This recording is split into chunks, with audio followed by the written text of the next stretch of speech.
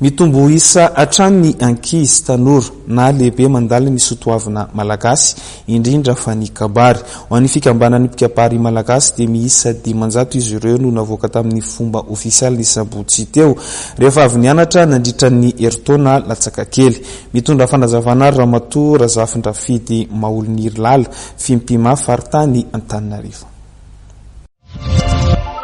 Amin'ity androany ity zany eto Analamaitso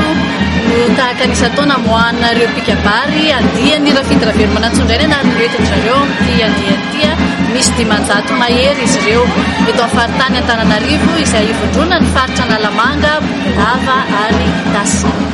Ny fiofanana manomboka ny fiandohan'ny Oktobra dia volana Jona ny tapitra izany hoe manodidina ny 10 volana sy 20 volana eo zany ny topina satria samy manana fanokafany azy moa isan-drantsa. Ny mampiavaka azy dia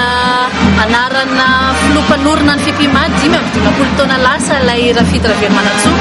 izay anaran'izay zany no isaloran'ny reto dia mbola isaloran'ny andro manaraka koa moa mbola anarana rakonjona mpitandro mpanorina ihany koa fa itoviny misy 500 izay anaran'izay fa tsy hoe samy manana azy ny faritra.